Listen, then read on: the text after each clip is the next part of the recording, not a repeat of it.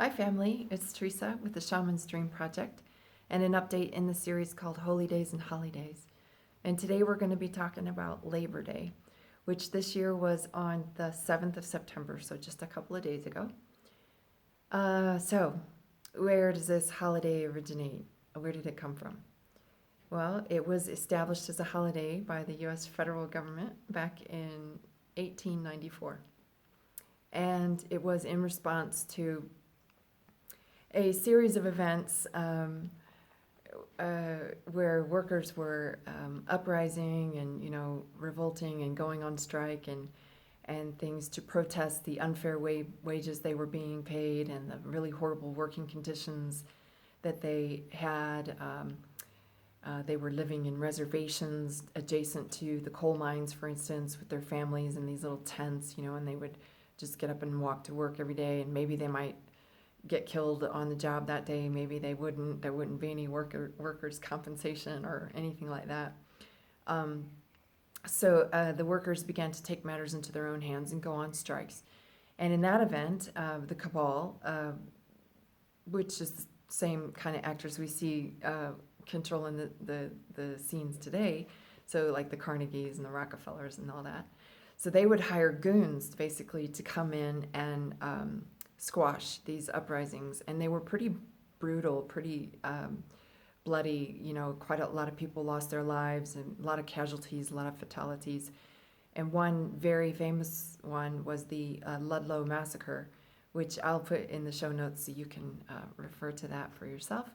But that was sort of like the straw that broke the camel's back, because up until that point, the cabal was sending in their goons to squash these uprisings and silence the workers, by killing them, and that would get like publicity, and then that would be bad PR, bad public relations for the company. So then they would have to take measures to kind of recover what was left of their reputation. And so they saw that it was probably better, instead of just clashing with the workers head on in these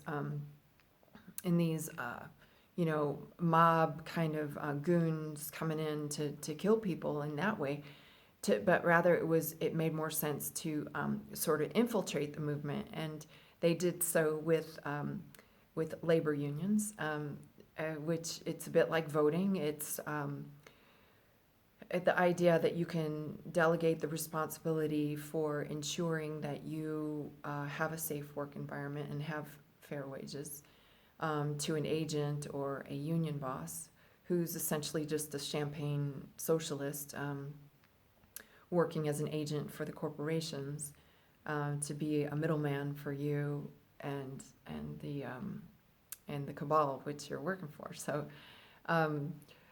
So the labor unions were one way to infiltrate that otherwise uprising, that otherwise productive movement of the people, of the working class.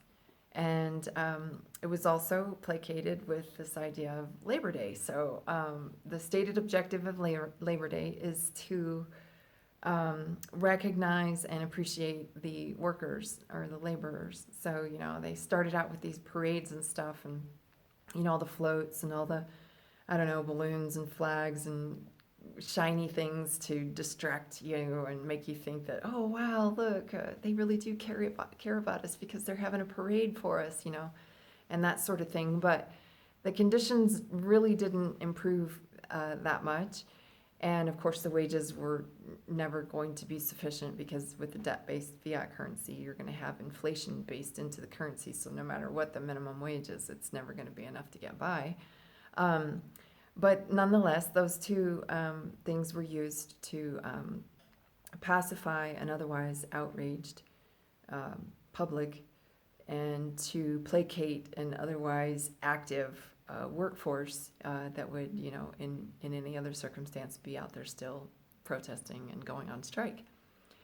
So that's 1894, right? And now we fast forward to, I believe it was the year 1952. And it was the reptile known as Henry Kissinger and his entourage of State Department and deep state and, you know, other like globalist interests. You know, the globalists themselves aren't going to go, but they're going to send their puppets to do the work for them. And they went on this secret mission, this secret trip to then sworn enemy Red China back in 1952, I believe it was, to begin negotiations for the outsourcing of manufacturing and labor employment over to China, where they could, the cabal and, you know, their corporations, where they could actually get by even cheaper. Because, you know, like in the States, if there was like 40,000 manufacturing jobs and there was like 40,000 people that were able to fill those jobs, well, then they could demand, you know, it's like the law of supply and demand, as much as you can get within a communist economy.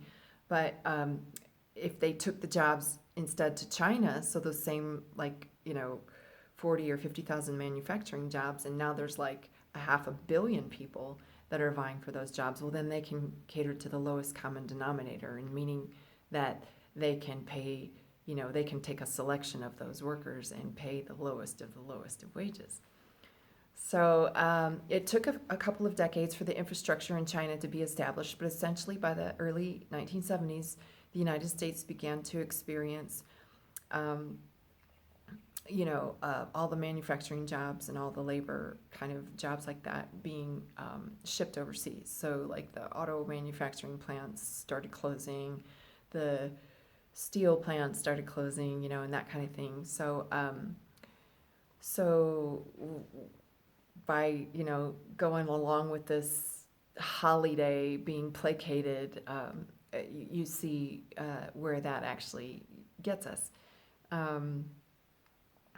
We never really got through to communicate to the other party, in this case the corporations, to act fairly and pay their wages, you know, that more acceptable wages and make the conditions better. But rather now just all the manufacturing jobs are over in China. Oh, well, not all of them. There are some manufacturing jobs in the United States, and they are in the prisons. That's right, family. In the prisons for profit system in the United States, I would venture to say at least 60, perhaps as much as 80% of the people behind bars in the United States are there for victimless crimes. In other words, they are there unlawfully, because for there to be a crime, there needs to be a victim. And so in many cases, these folks are behind bars for possessing a plant, you know. And that's done on purpose, because they need to populate the prison systems so that they can continue to manufacture some things in the United States. So what's it like in prison? If you haven't been, it's kind of like, you'll get your 3 hots and a cot, you know. But if you want anything extra, like shampoo, soap, toothpaste, toothbrush, deodorant, you know, anything like that, you have to pay extra for that in something they call the prison commissary. And so how do you do that? Well, you either have somebody sending you money every month, which many of these prisoners don't, or you go to work in the prison.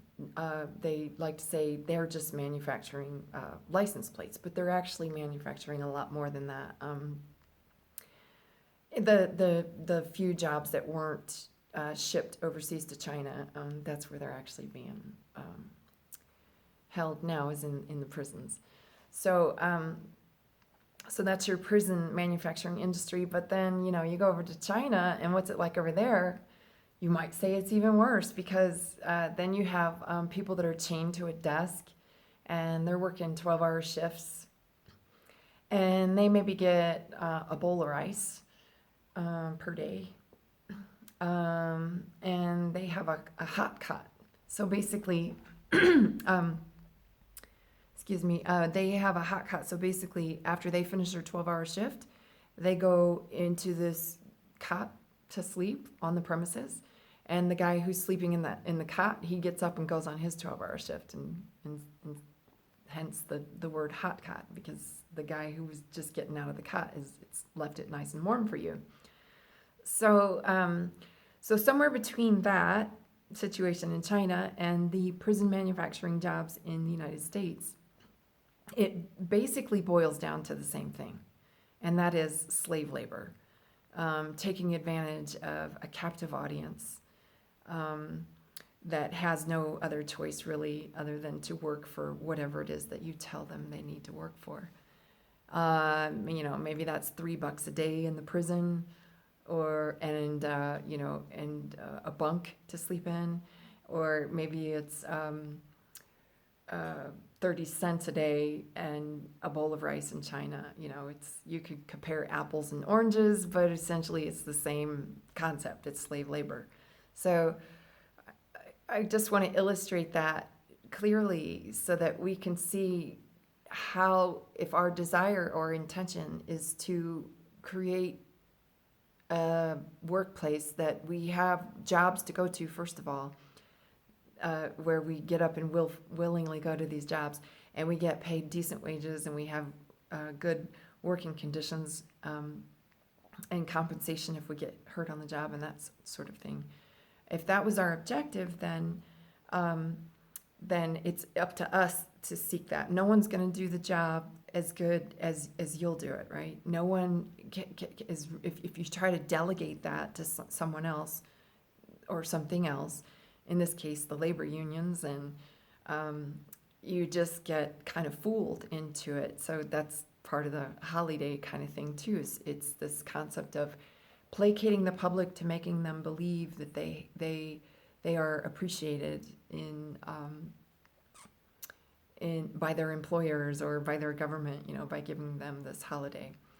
Now, the last thing I wanted to note about this holiday is that I'm just going to quote directly from Wikipedia here because I don't want to mince any words, but basically, Wikipedia, according to them, they state that one of the reasons for choosing to celebrate this Labor Day on the first Monday of September and not on the 1st of May, which is when most of the rest of the world has their, kind of May Day, Labor Day kind of thing, was to, quote unquote, to add a holiday in the long gap between Independence Day and Thanksgiving. And so here are my thoughts on that.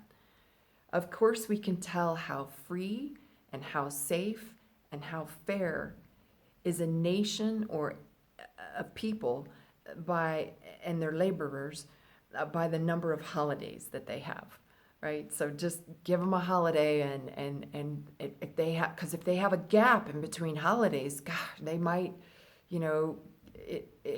it's not enough distraction. They might actually start thinking about, gosh, you know what? Gee whiz, we really don't, all those manufacturing jobs we had, and they were shipped to China, and we never did get our what we were seeking. We just shifted from a manufacturing based society into a service based society. So everybody who's studied anything about economy is that if you have an economy is productive when you are producing, and you're not producing anything in the service industry, you're just consuming.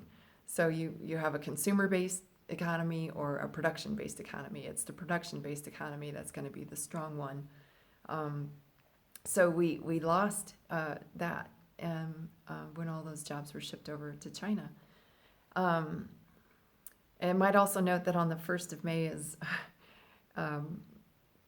the day when the government says that, in many other nations, it's the day that the government gives you permission to go out and protest the government. So again, I defer back to the basic concept of a holiday, just to give you the idea that you have freedom and independence and fair wages and safe working environments and a good job and a strong economy in this case. Yay for Labor Day, right? We don't have any of the above, but we have Labor Day holiday. And I think it's even probably more ironic this year because of the unlawful lockdown of the global economy, and most people don't actually have jobs to go back to because they've been destroyed by the globalists again. So just want to leave that with you, family, and not trying to convince anybody to come over to my way of thinking or anything like that. It's not like that at all. I just wanted to point out a few things and illustrate some stuff from history and compare the objective with the action, because our objective, our ancestors' objective was here, and then the actions was like, whoops, we missed it. Those two things didn't line up, and so you see where that gets us. It gets us missing our objective. So I hope this has been inspirational, funny, useful for you in some way, and I am very happy to hear your feedback and comments. And I'm also blessed and honored if I can play a small role in getting the general public to question the status quo and take back responsibility for the stated objectives that we have, and not to be placated with another holiday.